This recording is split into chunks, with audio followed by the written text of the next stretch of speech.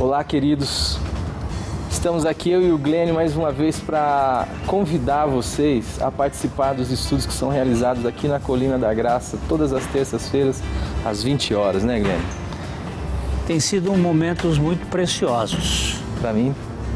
Nessa desconstrução do modelo religioso, que é pesado, e na construção daquela realidade espiritual que é o Evangelho, eu tenho sido tremendamente impactado com a palavra de Deus e eu convido a você para estar com a gente nesse processo que tem sido benéfico para muitos e certamente para você será uma oportunidade muito preciosa.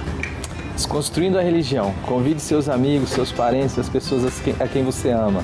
Todas as terças-feiras, às 20 horas, aqui na Colina da Graça Plena. Um grande abraço a todos.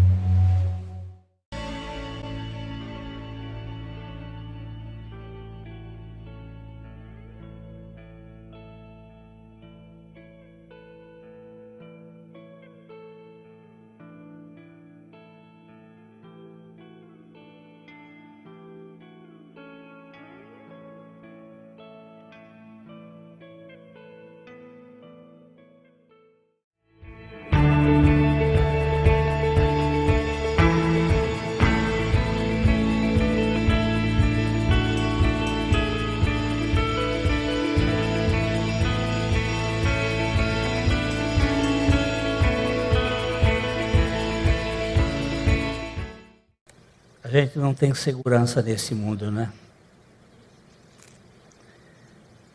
Mesmo num avião novo, com toda a tecnologia,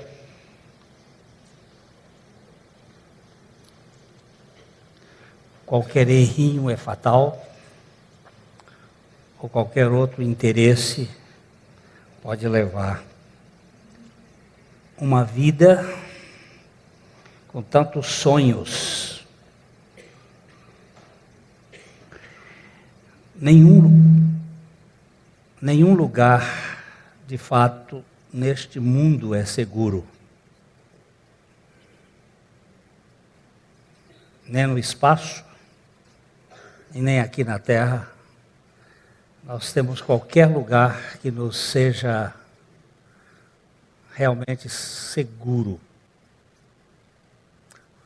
A não ser no esconderijo do Altíssimo. Porque no esconderijo do Altíssimo, ainda que os reveses venham sobre nós, não há nada fora da agenda de Deus.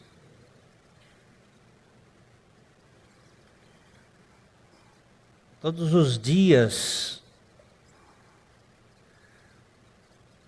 quando eu me acordo,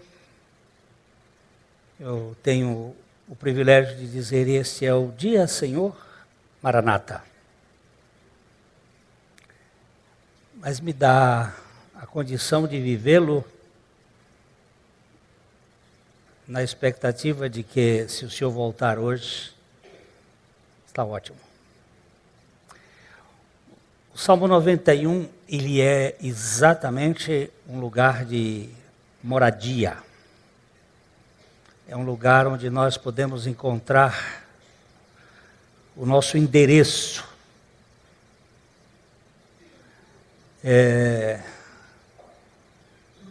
Outro dia eu fui assim, intuitivamente levado a colocar o meu endereço na ficha do hotel. Porque lá tinha meu nome. Eles sempre me perguntam qual é a sua profissão.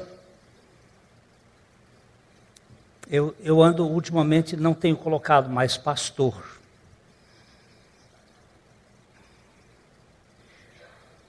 Eu tenho colocado agricultor. plantador de semente. E eu fui, intuitivamente coloquei, aonde é a sua morada? Eu disse, Salmo 91.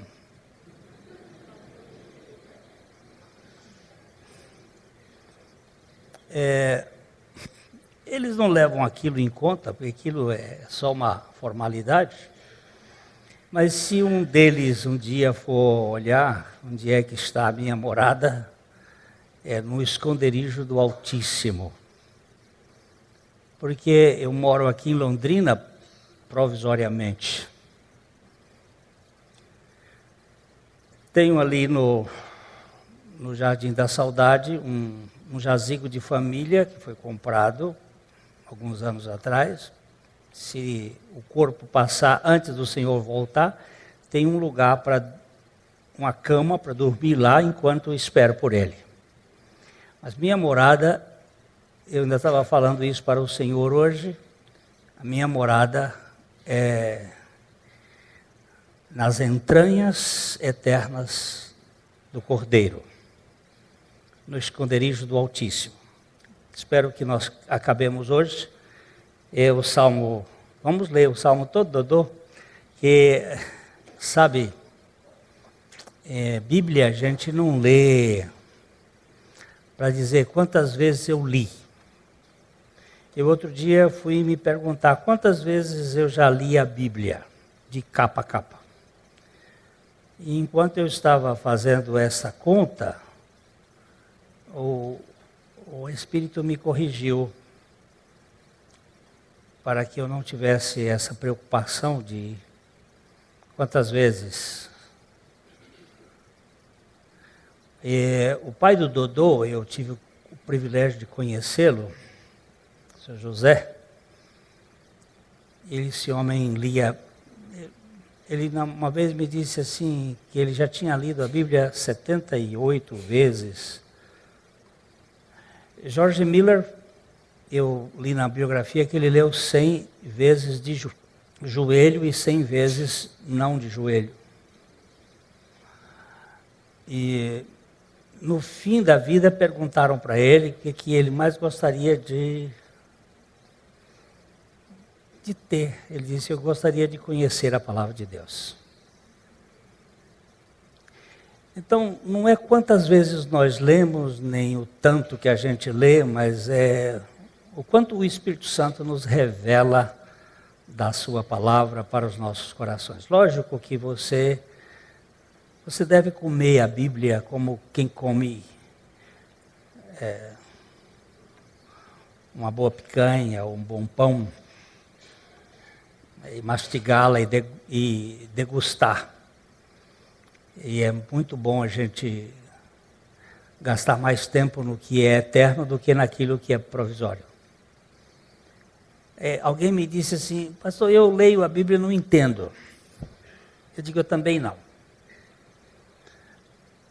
Mas nós temos alguém que sabe explicar. E quem explica é o Espírito Santo. Então nós precisamos depender dele. E aí a gente vai para ele e diz assim, o que o senhor quis dizer com isso? Às vezes ele leva alguns anos para nos explicar. Porque ele quer que a gente fique confiando no que ele vai fazer. E não simplesmente nas explicações. Eu estou dando essa resposta porque tem algumas pessoas que estão preocupadas com certas questões da Bíblia e querem respostas da Bíblia para as suas indagações. E às vezes Deus não vai dar resposta. Mesmo porque tem coisas que foram reveladas e outras coisas que ele não pretende revelar, tem um texto lá que diz que as coisas reveladas pertencem a nós e à nossa geração, mas as não reveladas pertencem a Deus, e às vezes Ele não quer contar para nós, e nem a gente precisa saber. O que eu preciso saber de fato, sabe o que qual é o caminho. E esse caminho é que é ótimo para a gente saber. Todo lê, por favor.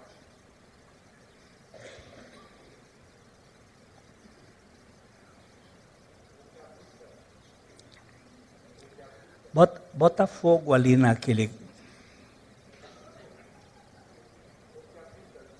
Não, ainda não puseram fogo lá. A gente tem que ter... é que às vezes os sistemas aí, eles têm dificuldade de saber. É aqui, o que habita no esconderijo do Altíssimo. Alô?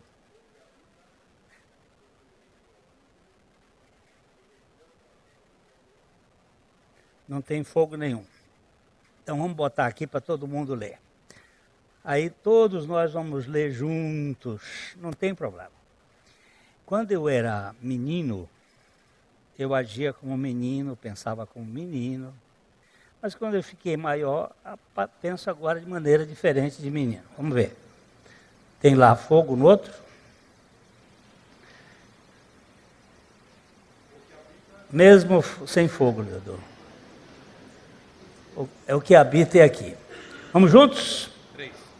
O que habita no esconderijo do Altíssimo descansa à sombra do Onipotente. Diz ao Senhor, meu refúgio, meu baluarte, Deus meu, em quem confio. Pois Ele te livrará do laço do passarinheiro e da peste perniciosa. Cobrir-te-á com as suas penas e sob as suas asas estarás seguro. A sua verdade é pavês e escudo. Não te assustarás do terror noturno, nem da seta que voa de dia, nem da peste que se propaga nas trevas, nem da mortandade que assola ao meio-dia. Caiam 1000 ao teu lado e 10.000 à tua direita, tu não serás atingido. Somente com os teus olhos contemplarás e verás o castigo dos ímpios. Pois disseste, o Senhor é o meu refúgio. Fizeste do Altíssimo a tua morada. Nenhum mal te sucederá, nenhuma chegará à tua tenda. Porque aos seus anjos dará ordens a teu respeito, para que te guardem em todos os seus caminhos. Eles te sustentarão com as suas mãos, para não tropeçares em alguma pedra. Pisarás o leão e a áspide, calcarás aos pés o leãozinho e a serpente. Porque a mim se apegou com amor, eu o livrarei, pô-lo-ei a salvo, porque conhece o meu nome. Ele me invocará, e eu lhe responderei. Na sua angústia estarei com ele, livrá-lo-ei e o glorificarei. Saciá-lo-ei com longevidade e lhe mostrarei a minha salvação. Glória a Deus. O verso 14, 15 e 16 é Deus falando conosco. No verso 14, ele começa a contar para nós os segredos da sua intimidade para com aquele que foi levado para o centro do seu amor, porque a mim se apegou com amor.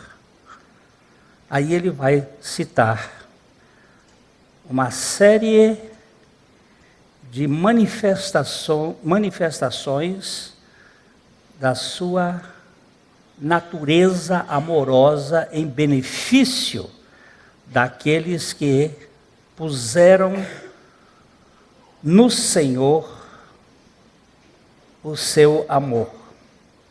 Primeiro, o Senhor, nós vimos no último domingo, Ele nos amou primeiro, para que nós o amássemos como consequência.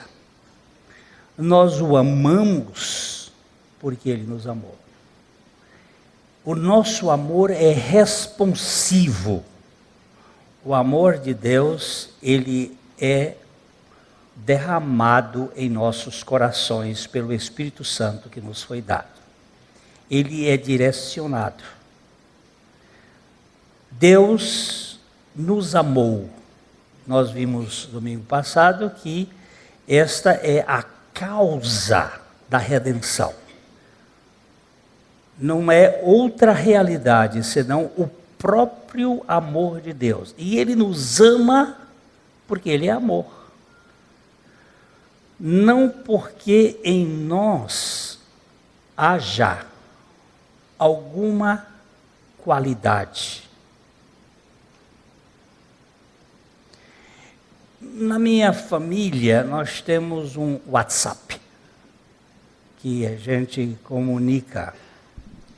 E eles botam algumas coisas muito interessantes de conversa familiar.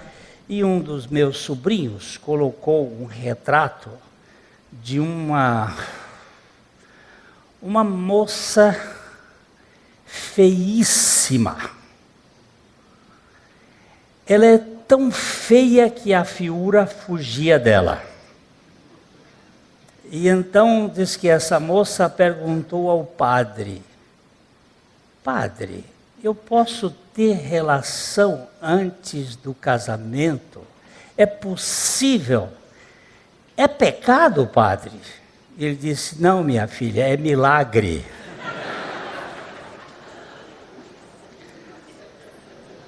Esse é o mundo que corresponde às coisas. A gente gosta do que é gostável, ama o que é amável. O primeiro fruto do pecado era um fruto agradável aos olhos, bom para se comer e desejável para dar entendimento. Você vê que são qualidades. Mas por que Deus me ama?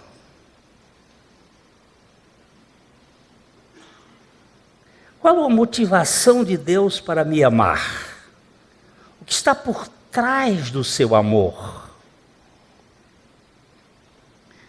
Se nós entrarmos para esse aspecto do mérito, nós vamos criar um sistema adoecedor que vai trazer orgulho da nossa parte em vermos o lado positivo, que a gente acha que foi por isso que Deus me amou, ou então vamos nos sentir deprimidos se não virmos quais foram os motivos por que Ele nos amou. Então, queridos,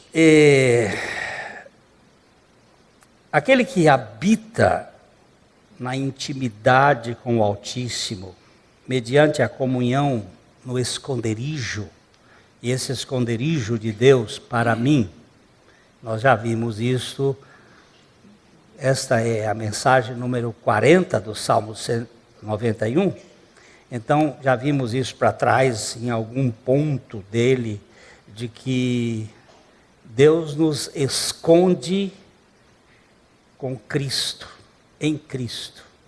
Nós estamos ocultados dentro de uma cápsula.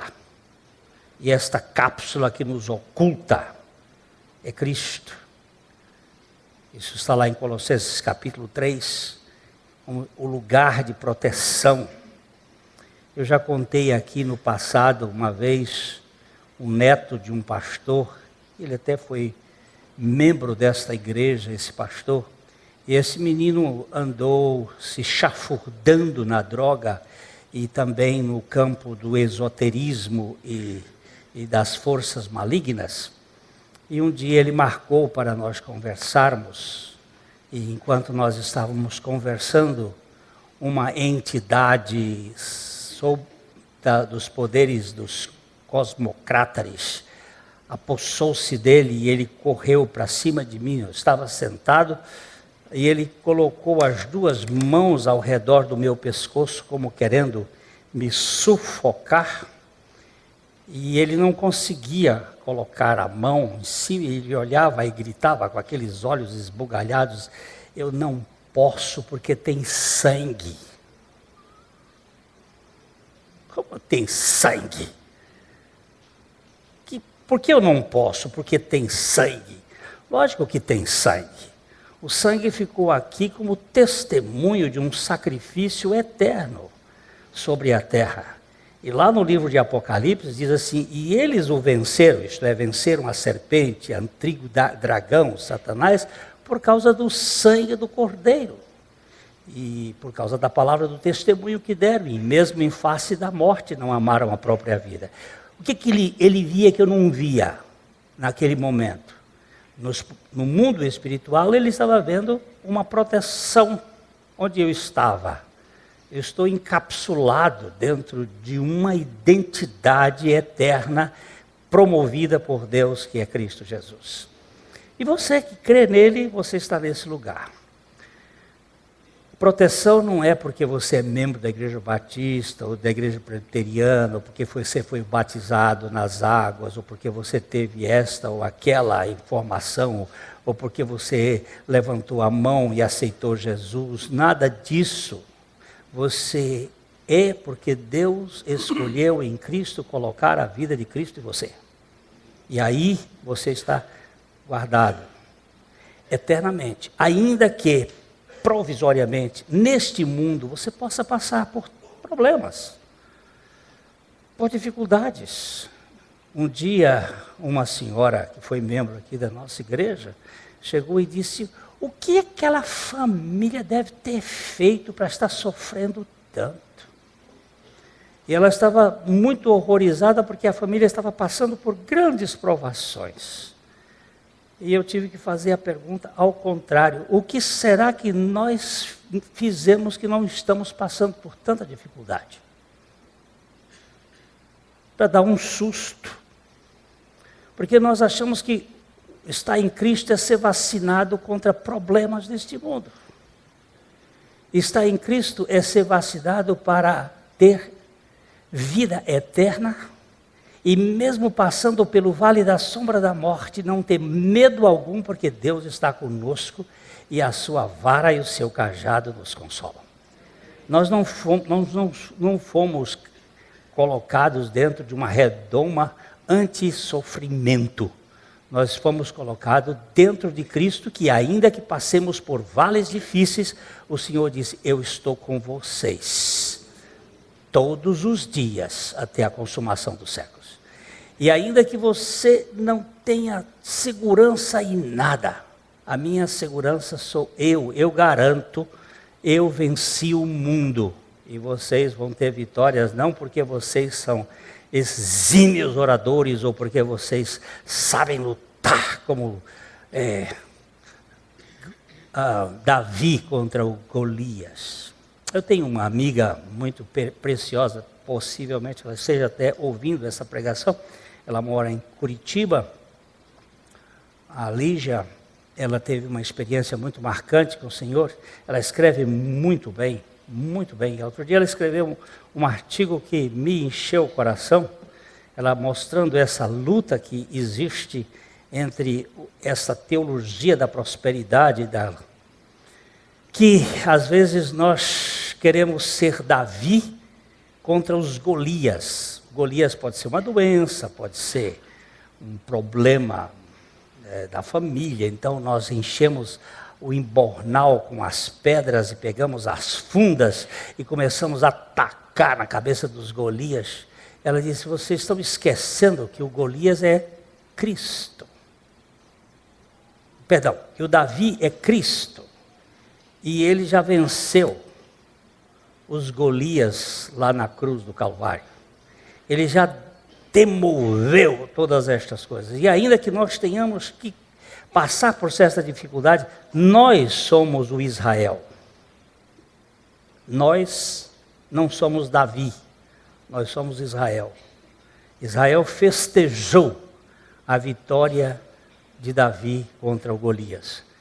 Eu não sou expert em lutas, eu sou simplesmente um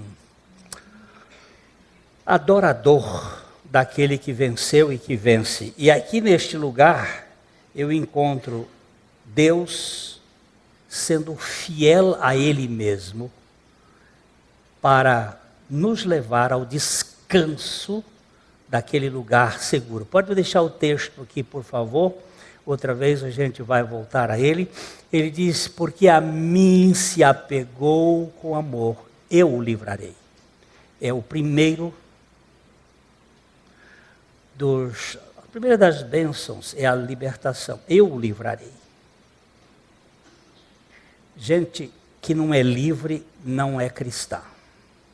Que não foi libertado não conhece a fé cristã. Jesus disse, e conhecereis a verdade, e a verdade vos libertará. E se o Filho vos libertou, verdadeiramente sereis livres. Ele disse, eu o livrarei. Alguém outro dia chegou para mim e disse, Glênio, eu sou uma pessoa viciada em baralho. O que você acha? Eu digo, eu vou lhe contar a minha experiência, que eu também já fui viciado em baralho. E eu fui expert em baralho. Eu jogava muito bem. Com modéstias à parte. E um dia, eu tinha um baralho que um amigo que veio veio do Japão, ele era o que é o oposto de aeromoça, o que é? Comissário. Ele era comissário de bordo da Varig. Jaime Milton Matzenbach. Falava não sei quantas línguas. O Jaime me trouxe um baralho de seda chinesa. Na época, custava $1.500, $2.000. Me deu de presente. Eu tinha um cuidado com aquele baralho. O bicho era uma coisa fantástica. E eu jogava canastra e essas coisas de... Não há dinheiro. Mas era bom, gostava de fazer. E um dia eu estava lá naquela... Como é que chama isso? Eu ando esquecendo muito, não sei se... Dos funcionários da prefeitura, Joaquim. AFML. Eduíges e eu sentados jogando contra dois mais. E eu peguei o baralho e fiz assim. Quando eu soltei o dedo assim, os adversários disseram, pastor. E eu fiz... Parecia um croupier. Quando eu terminei de dar aquelas cartas, Deus disse, ótimo testemunho. Aqui dentro. Ninguém viu. Terminamos de fazer aquela partida. Saí dali, Senhor, dá-me graça para nunca mais pegar um baralho. Cheguei em casa, morava na Rua Santos, peguei aquele baralho lindo que eu tinha, joguei bastante álcool nele, molhei todo e adorei ao Senhor. Porque o baralho foi feito na Idade Média, ele tem todo um processo anticristo. Se você quiser ler sobre esse assunto, não podia gaste tempo e você vai descobrir o que é isso. É matar o tempo. E a Bíblia diz, você tem que remir o tempo. Gente gasta tempo jogando baralho para se entreter. E não gasta meia hora para ficar com a palavra, para se enriquecer. Eu disse, eu posso contar só a minha experiência e posso dizer para você que o Senhor liberta. E Ele liberta mesmo. Nem de brincadeira, essas mãos que estão aqui, pegam num baralho para utilizar-se dele. Não condeno ninguém. Vai tratar isso com Deus. Veja se Deus vai aprovar o seu tempo gasto de modo inútil. Não usamos nenhum método de legalismo. Eu tenho sobrinhos que jogam de vez em quando nós estamos, tio, vem jogar aqui. Eu digo, já passou meu tempo, meu filho. Eu quero gastar meu tempo hoje com coisas, o tempo está rápido e eu estou ficando velho, com alguma coisa que seja útil. E além do, ele vai me livrar. E ele disse que vai me colocar, vou poluei a salvo.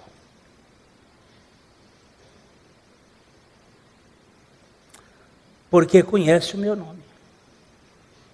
Eu vou te deixar fora desses troços que você faz apenas para manter o seu sangue correndo nas veias, porque você não tem confiança em mim.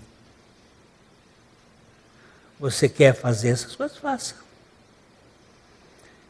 Aí no verso seguinte ele vai dizer também, ele me invocará.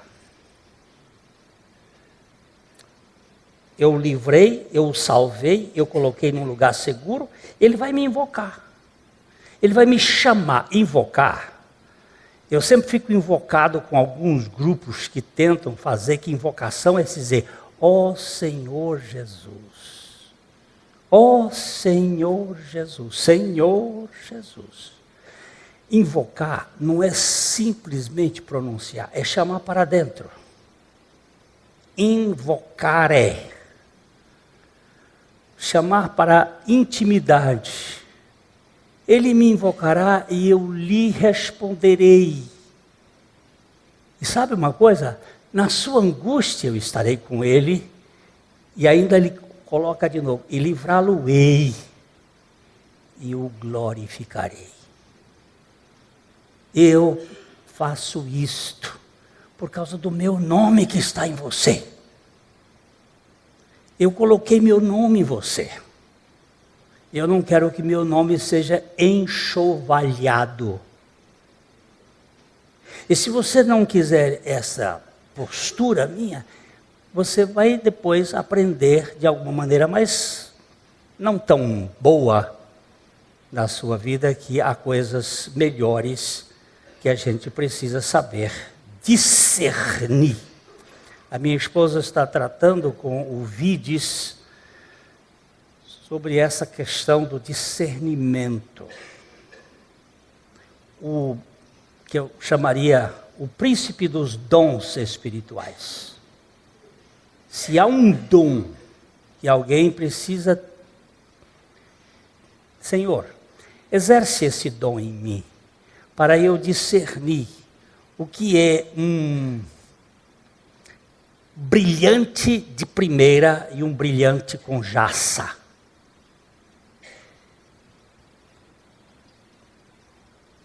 Tem brilhantes que são tão falsos. Eles são fabricados. Eu me lembro do tio, do Serginho, irmão Miguel Bugakov.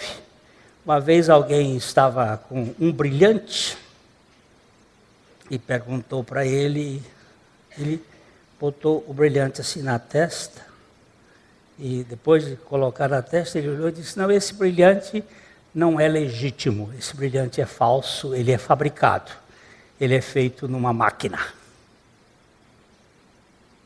Eu fiquei impressionado, ele disse, ele não tem a condição de reter o calor. Tem gente que parece que é brilhante, feito na cruz, mas não foi feito na cruz. Foi feito em alguma oficina de alguém por aí, parece ser daqueles que vão ocupar o lugar no céu, mas eles não habitam no esconderijo do Altíssimo. Eles estão ainda só nessa aparência. Deus é fiel a Ele mesmo, não a mim. Nós corrigimos um dia em público, eu levei umas lambadas, mas eu prefiro fazer isso assim de modo educado. Aquele hino lindíssimo, fiel Senhor, fiel a mim. Não, Deus não é fiel a mim. Ele é fiel a Ele. A fidelidade de Deus não está voltada a mim, está voltada ao seu próprio nome. porque Ele é fiel a Ele mesmo, eu posso saber que eu não vou ser jogado fora. Porque Deus não muda, Ele não tem variação. Ele vai nos colocar num lugar de segurança, num lugar de proteção, num lugar de intimidade. E então minhas orações podem ter certeza de que elas vão ser respondidas. Aquele que habita na intimidade do Altíssimo, mediante a comunhão do esconderijo, vai experimentar uma oração vital. Eu hoje de manhã fiz uma sugestão, e vou então falar com os pastores e depois de nós aprendermos a orar, porque eu não sei orar, mas a Bíblia dá algumas lições de oração, como se deve orar, como se ora, para a gente começar a ver aqueles que pelo Espírito vão ser movidos a aprender a orar. Nós somos repetitivos, nós somos cheios de conversas e pouca oração, pouca intimidade. Mas ele fala sobre essas pessoas que vão aprender, ele diz assim, ele vai me invocar e eu vou respondê-lo. Eu quis fazer uma comparação das minhas orações feitas e das respostas, e fiquei muito triste, porque George Miller, das mais de 50.000 orações que ele fez, ele só viu uma que ele não viu respondida antes da sua morte. E 65% das suas orações foram respondidas ou no mesmo dia ou na mesma semana. Por que será?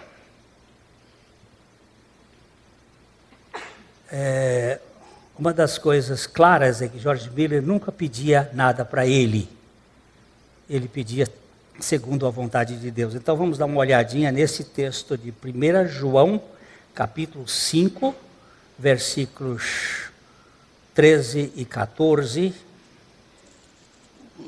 1 João.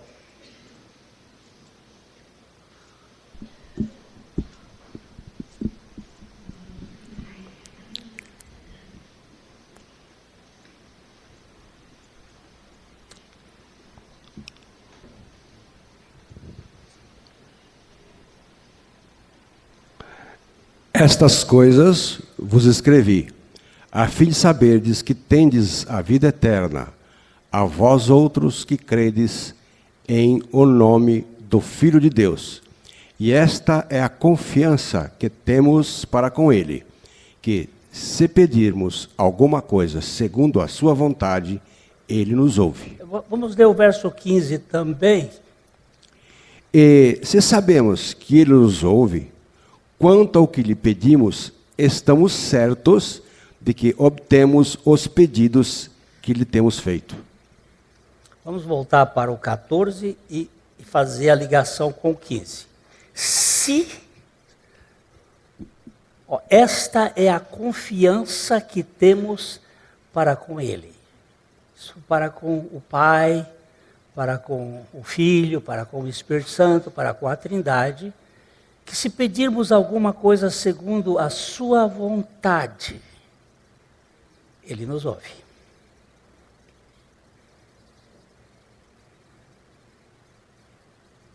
Por que que Deus não responde muitas das nossas orações? Porque nós não oramos segundo a vontade de Deus. Nós queremos resolver os nossos problemas. E o verso seguinte diz que e se sabemos que Ele nos ouve quanto ao que lhe pedimos, estamos certos de que obtemos os pedidos que lhe temos feito. Não é que obteremos, é que obtemos, está no presente. Também Jesus falou-nos em João 15, versículo 7, Jesus está falando uma coisa ali sobre habitação, relacionamento, permanência, estar nele. João capítulo 15, versículo 7.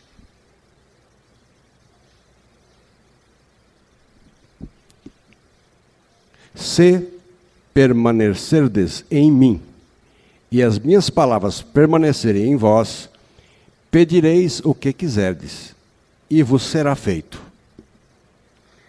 Tem uma condicionalzinha, esta palavra permanecer também é traduzida como habitar, menor. Se você habitar em mim, se você morar em mim, se você permanecer em mim, e as minhas palavras permanecerem em você, você pode me pedir o que você quiser. E eu vou responder. Uma das questões básicas que nós precisamos aprender é saber qual é a vontade do Senhor. Alguns homens de Deus que nos ensinam a orar, e eu tenho um deles que tem me ajudado, que chama E.M. Bounds, um pastor metodista do século XIX e XX, início do século XX. Ele fala sobre buscar compreender qual é a vontade do Senhor. E a Bíblia diz, não sejam nécios ou tolos ou idiotas, mas procurem compreender qual é a vontade do Senhor, sobre qualquer assunto. E no momento que você encontrar-se com esta vontade do Senhor, seja através da sua palavra, seja através do Espírito Santo falando ao seu coração, pode orar. Porque você está habitando na intimidade e você vai ter a oração respondida. As pessoas neste mundo podem morar ou nos barracos do corpo, que é o nosso corpo, é barraco, e esse barraco é barraco de medo. Eu tenho medo, porque Deus pode não estar fazendo o que eu quero. Eu tenho insegurança. E se amanhã eu estou dentro de um avião e o avião cai? Eu não sei do meu futuro, mas eu estou habitando no esconderijo do Altíssimo. E eu quero viver nesse sentido de que o meu lar é dentro da vontade de Deus. Não nas taperas do mérito, mas do amor louco de Deus por mim, incondicional. E que eu posso falar com ele sobre estes assuntos que são do seu interesse. Deus também nos concederá a sua proteção. Eu comecei a observar aqui 4 coisas que ele disse que ele faria. Ele disse, eu colocarei num alto refúgio, que é a presença de Cristo. Não existe lugar mais alto do que está em Cristo Jesus. A presença de Cristo é o meu alto refúgio, é o meu abrigo, é minha proteção, de proporção eterna. Abrigado estou do temor do mal, sim, guardado pela fé do meu Jesus, em meu Jesus. Não posso duvidar deste amor real. Ele em seu poder me sustenta e me segura. Aonde você está, ninguém pode fazer absolutamente nada contra você sem a permissão divina. E se fizer, porque Deus quis que fosse assim. Soberania absoluta de Deus. Este lugar é alto demais, é um lugar seguro. Aquela irmã chega em casa, ela percebe que a luz estava acesa. Ela tinha deixado, saiu de manhã, enfermeira no hospital, lá no Rio de Janeiro, sempre cuidadosa de deixar a luz apagada, a luz estava acesa. E quando abre a porta, percebe logo que tinha uma porção de coisas espalhadas pelo canto, já juntas. Ela fecha a porta, já encontrou um revólver apontando a cabeça, disse, e fica quietinha. Nesse momento, alguém lhe falou ao coração, dizendo, não temas, eu estou contigo. Ela virou e disse, rapaz, com a naturalidade de alguém que não estava acontecendo nada. Eu vou fazer minha janta. Se você quiser esperar, não vem com história para cá não, que eu sei como é que você quer fazer comigo e telefonar para a polícia para vir me prender. Eu disse, não, pode ficar tranquilo. Aqui não entra a polícia. Eu estou com uma fome tremenda e eu vou fazer minha janta e se você quiser esperar, espera. Se você não quiser, a porta está aí aberta, você vai, leva tudo, porque eu não tenho nada neste mundo, é meu. Eu sou apenas uma mordomo do Senhor Jesus Cristo. Aí o ladrão ficou assustado com aquilo. Uma pessoa tranquila, e ela foi para a cozinha e começou a conversar com ele. E ele ficou na porta de revólver, apontado para ela, e ela fazendo o bife, pegando o arroz que estava lá dentro e esquentando, cortando cebola e fazendo as coisas, e falando lá e conversando com ele, e ele ali. Aí ela sentou à mesa e disse, aqui está seu prato, vamos sentar aqui. O ladrão sentou e ela fez uma oração. E a sua oração simplesinha, como uma oração de todo filho. Pai, obrigado por esse ladrão. Ele hoje veio aqui porque ele está precisando comer, ele está precisando do Senhor, ele está precisando da tua graça. E eu te dou graças por essa comida, em nome de Jesus, amém. Qualquer coisa assim, bem simplesinho. O ladrão botou o revólver em cima, conversaram, tal. No final, ele disse assim, estou indo. Ela disse, não, você não vai embora agora não. Nós precisamos ver mais sobre o Senhor Jesus. Ela disse, não, o que eu já vi hoje aqui foi suficiente. Moça, esse amor me constrangeu. Eu estou te roubando e você está preparando jantar para mim? Bem, a história que eu conheço termina este homem contando a sua história. Ele é um pastor da Assembleia de Deus no Rio de Janeiro. Essa é a história dele. É ele que conta essa história. Nós temos um Deus que tem essa capacidade de fazer coisas extraordinárias no meio das crises. Ele está prometendo para pessoas, isto aí, é a presença do Senhor, é o alto refúgio, é o abrigo, é a proteção, é a nossa eterna, nosso amparo, debaixo das suas asas. Aí para trás nós contamos aquela história dos bombeiros que estavam fazendo um rescaldo na floresta que tinha pegado fogo e chegaram perto viram uma ave grande que voa, toda tostada. O bombeiro chegou bem próximo daquela ave e deu um chute com seu coturno, com a sua bota. Quando ele bateu assim, disse que 4 filhotes saíram debaixo da ave correndo. E ele ficou assustado. Esta ave podia ter voado, mas ela preferiu morrer para proteger os seus filhos. E Jesus Cristo preferiu morrer para nos salvar, debaixo das suas asas. Isto, se uma ave, um instinto materno faz isto, o instinto do amor divino faria o quê? O poder de Cristo, eu lhe responderei, a magnanimidade na vida de oração. Ele disse assim, eu tenho todo o poder no céu e na terra. Na intimidade sua comigo, você pode pedir, você conhecendo a minha vontade, Eu vou fazer. Eu não vou fazer os seus caprichos, mas eu vou fazer a vontade do meu Pai acontecer na sua vida. Seus caprichos eu não estou envolvido com ele, mas eu estou envolvido com o propósito de Deus para a sua vida. Então eu vou te responder naquilo que é.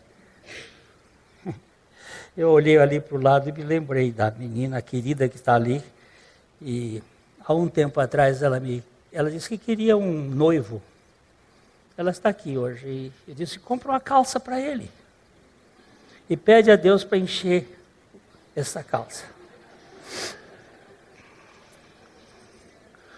E ela comprou a calça e botou lá. E ficou esperando. E um dia Deus trouxe um cara para vestir a calça. Os dois aqui, os dois estão se conhecendo mais intimamente. Eu acho que eu vi a medida certa, não foi? Deus responde até essas orações que são aparentemente... Mas Ele diz que a vontade dEle é que as pessoas não sejam sós. Senhor, me dá. Então, a presença de Cristo é o alto refúgio, o poder de Cristo é eu responderei, a proteção de Cristo é eu livrarei. É um oásis de alforria, de liberdade na vida espiritual. É um lugar muito, muito, muito precioso. É que eu falei aqui sobre questão de libertação, não é por obrigação. Eu fui muito preso a jogos, não só ao baralho, mas a jogo de futebol, a essas coisas todas. Eu não peço ao Senhor para...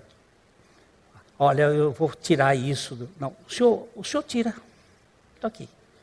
Aquilo que não for útil para o crescimento o Senhor tira de mim. Arranca isto. A tua proteção é que o Senhor me livra e me deixa alforriado. E o que o Senhor não tirar, eu vou ficar com ele aí até a hora que o Senhor quiser arrancar. E a provisão de Cristo é, eu vou satisfazê-lo. Olha que coisa mais linda. Vamos ver aqui mais o texto. O verso, ele diz assim, saciá-lo-ei, saciá-lo-ei, saciá-lo-ei. Essa palavra com longevidade é com eternidade. Eu vou lhe satisfazer com a minha vida eterna. E você não vai precisar mais ficar preocupado de perder. Você está pleno. Você está satisfeito. Uma ocasião nós estávamos andando na fazenda, meu sobrinho, nós estávamos andando lá, de repente nós topamos com uma sucuri e ela estava deitadona, sino comprido. Quando ela está nesse ponto deitadão, sino comprido, não tem problema mais. É que ela estava com a pança cheia, ela tinha comido um veado. Não foi um viado, foi um veado. Então ela estava turja, gorda. Ali ela fica 6, 7 meses, 8 meses, 1 ano sem comer, digerindo. Aquilo fica ali dentro, naquele suco gástrico dela, ela vai. Belíssima animal.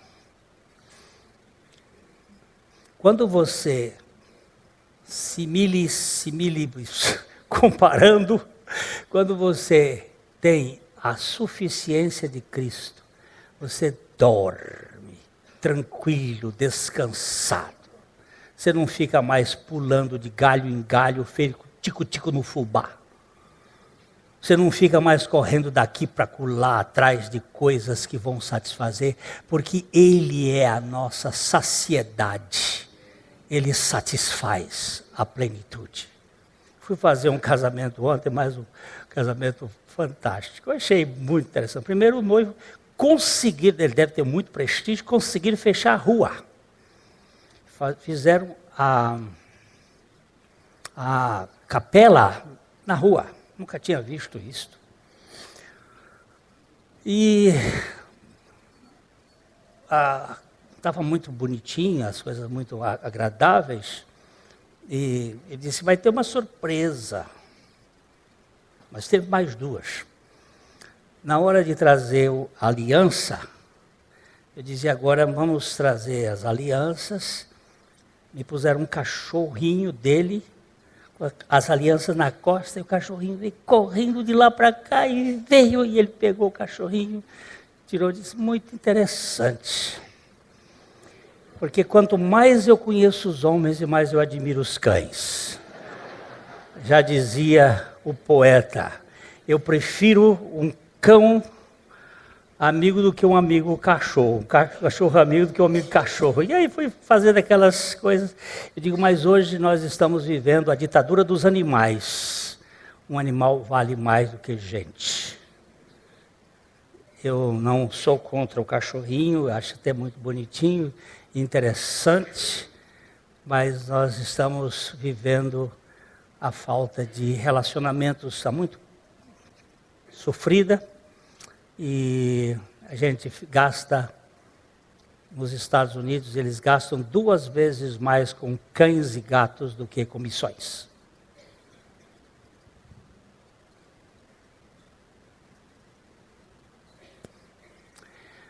E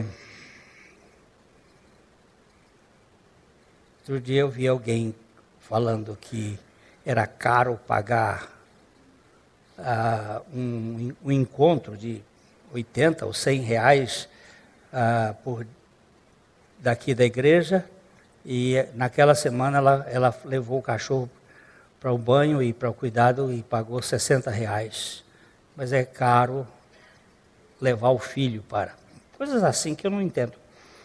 Mas eu quero um lugar que eu tenha satisfação. E o melhor lugar de satisfação é no amor de Deus, que mata a fome da gente. Então ele é a presença de Cristo, é meu alto refúgio, o poder de Cristo é que ele vai me responder, e a proteção de Cristo é que ele vai me livrar, e a provisão de Cristo é que ele vai me satisfazer, e eu vou ter alimento para sempre. Esta é a salvação para aqueles de nós que experimentam as lutas deste mundo. O Salmo 91 pode ser um chamado à intimidade com a Trindade e uma esperança diante das crises deste mundo. Não é para você abrir o Salmo, colocar lá e deixar o Salmo aberto ali, não. É para você mastigá-lo e comê-lo e orar, como Madame Guyon sempre ensinou, que nós deveríamos orar a Bíblia, orar o Salmo. Aquele que habita no esconderijo do Altíssimo, à sombra do Onipotente, descansará. Pai querido, eu te dou graças porque tu me fizeste habitar no teu esconderijo, e à sombra do Senhor eu posso descansar. O meu descanso vem do Senhor que fez os céus e a terra. E então a gente vai entrar nos Salmos e orar o Salmo. Se almejamos, se desejamos muito ter intimidade com Deus, queridos, Ele promete ser íntimo de cada um de nós. E no Salmo 25:14, Ele mostra que o caminho da intimidade está na autorrevelação do próprio Senhor Jesus. Salmo 25:14.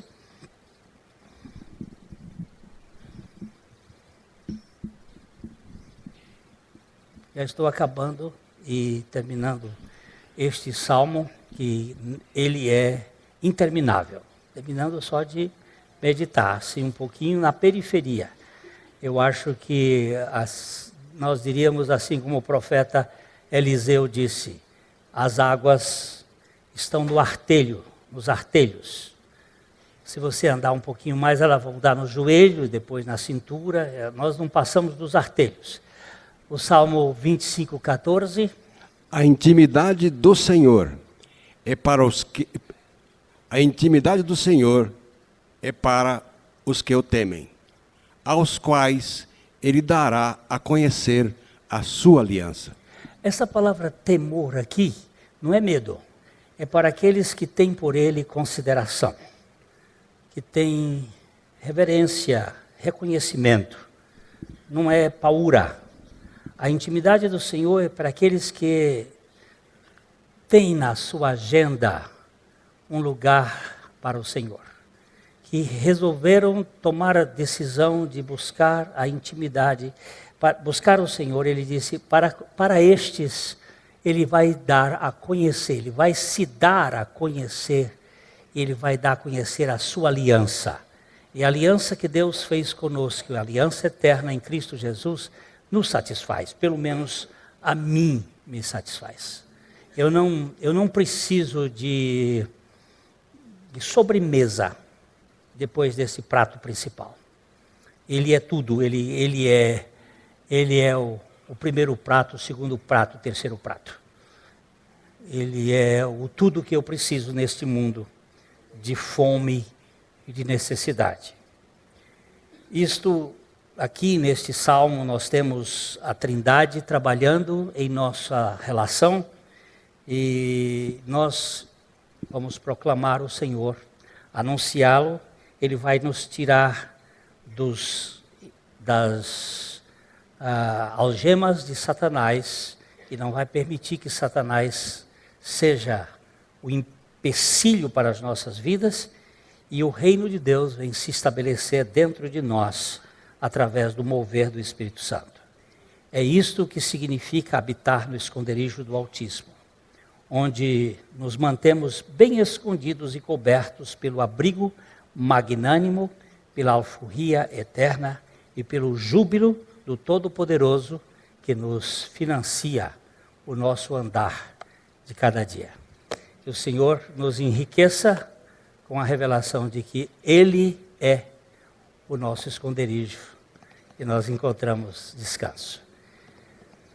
Eu lamento profundamente, tenho orado pela Renata, a esposa do Eduardo Campos, porque com 5 filhos, um marido tirado aos 49 anos com tanta vontade de fazer as coisas, mas é que mesmo esse avião de última geração não é seguro. E não é seguro você confiar em você mesmo. Não é seguro você tentar sustentar a sua vida. Mas é seguro você confiar no esconderijo do Altíssimo. Eu não sou homem pregador que faz apelo. Eu acho que durante toda a minha vida de pregação, 45 anos foi o tempo que completei esse ano como pastor. Eu não sei se eu fiz 2 apelos ou 3 apelos.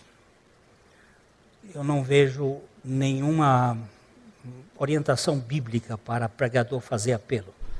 Mas eu vejo na Bíblia pecador fazendo apelo. No dia de Pentecostes, quando Pedro fez a pregação, o apelo foi dos irmãos, e agora, varões e irmãos? O que acontece conosco, varões e irmãos? Então Pedro disse, arrependei-vos, ou sede arrependidos, como quer uma outra tradução, pelo poder do Espírito Santo, e recebereis esse poder e você vai ser batizado. E esse batismo para mim, ele tem muito mais o sentido do batismo na cruz com Cristo, na morte, para que a vida de Cristo se manifeste em nós. Aí no seu lugar, você pode dizer a Deus, Senhor, eu preciso morar neste endereço. Eu não vou encontrar um outro lugar na face da terra que possa me dar segurança, senão no esconderijo do teu Filho. E concede-me essa graça, por teu Espírito, de eu poder descansar na minha trajetória, na intimidade com o Senhor. Esse pedido é seu, diante de Deus, e é Deus que responde, segundo a sua graça. Domingo que vem, eu peço que vocês estejam orando, porque nós estaremos na Bolívia. Nós viajamos dia 20 para a Bolívia, para um congresso de pastores, E aí estaremos voltando na segunda-feira. Eu peço que vocês orem. A Bolívia é um país que todas as 3 vezes que eu tive lá, eu adoeci seriamente. Lutas espirituais e também dificuldades com as coisas que acontecem. Mas o Senhor tem nos levado lá por algum motivo. Pedia que a igreja estivesse orando para que, como diz o apóstolo Paulo, ao abrir da boca, nos seja dado a palavra do Senhor para ser o testemunho dele no meio daqueles pastores. E se o Senhor permitir, se for da sua vontade, no próxima vez que estivermos aqui, nós vamos começar a abrir as Escrituras no livro de Daniel. Eu sei que já tem alguns irmãos que estão lendo o livro de Daniel por estas razões. Vale a pena, é um livro profético, é um livro também que tem a sua base é o Messias e a redenção. Então é bom ler esse livro, e é um livro que fala para as coisas desse tempo do fim. Ele diz que era para selar esse livro e até o tempo do fim, e ele já está bem esclarecido do que tem acontecido desde o tempo quando Daniel foi para a Babilônia em 605 a.C. até hoje, mais ou menos uns dos 2620 anos, por aí assim, até hoje. Muita coisa aconteceu e tem algumas coisas mais a acontecer, mas nós precisamos conhecer, o Senhor está próximo.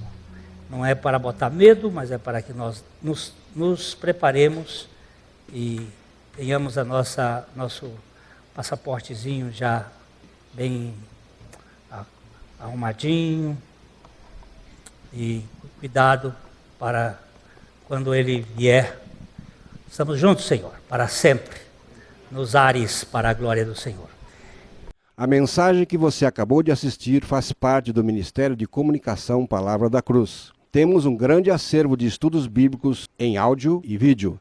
Distribuímos também gratuitamente o jornal mensal Palavra da Cruz. Entre em contato conosco pelo fone 0 operadora 43 3372 8900 ou pelo e-mail livraria@piblondrina.com.br. Visite-nos pelo site www.livrariapiblondrina.com.br ou acesse www.piblondrina.com.br. Graça e paz.